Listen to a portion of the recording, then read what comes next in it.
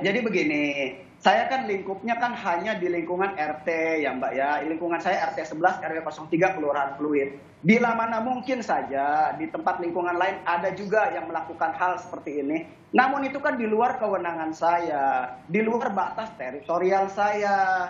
Saya ini cuma RT di lingkungan RT 11 RW 03. Ya jangan membebankan saya kepada lingkungan-lingkungan yang lain.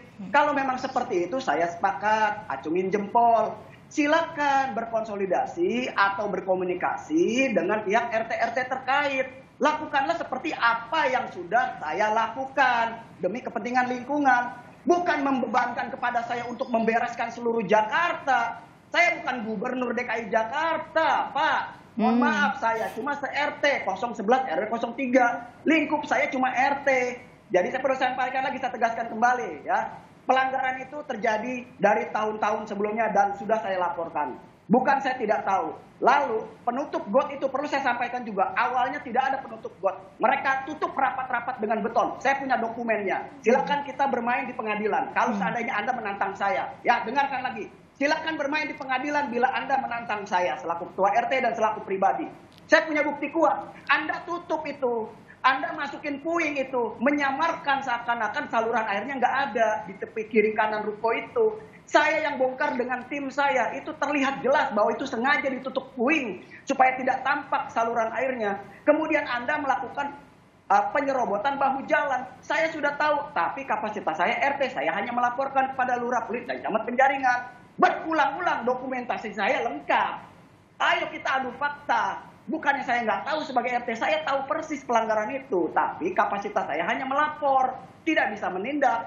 Kalau hari ini, saat ini ada penindakan, itu adalah kewenangan dari pemerintah.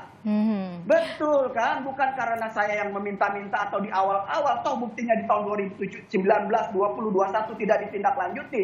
Lalu sekarang ditindaklanjuti. Karena bisa berdampak terhadap lingkungan. Satu, perlu saya tambahkan ya Mbak ya. Lingkungan Muara Karang ini khususnya itu lebih rendah 1,5 meter sampai 2 meter dari permukaan sungai. Kita memiliki 2 sungai dengan 13 kanal yang ada di DKI Jakarta ini yang tumplek masuk semua ke lingkungan kami di muara ini. Dulu kami adalah ini rawa.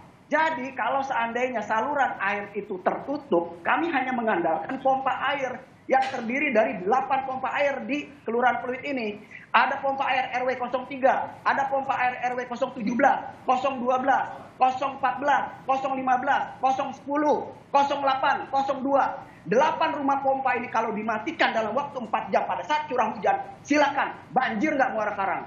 Jadi kalau kemarin dilihat buka tutup got, ada warga yang lihat, ini buktinya nggak banjir. Nggak banjir karena pada bulan Agustus dan Desember 2022, saya beserta Dinas Sumber Daya Air Kecamatan Penjaringan sudah membongkar beton-beton yang kalian tutup dengan keramik. Sama sekali nggak kelihatan itu lantainya. Baik. Saya punya dokumennya. Baik. Saya punya dokumennya. Itu bolong-bolong itu saya yang melakukan. Bolong-bolong rongga-rongga untuk kontrol itu. Saya bersama SDA.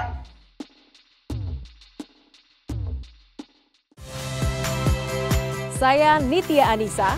Saksikan program-program Kompas TV melalui siaran digital, pay TV, dan media streaming lainnya. Kompas TV, independen, terpercaya.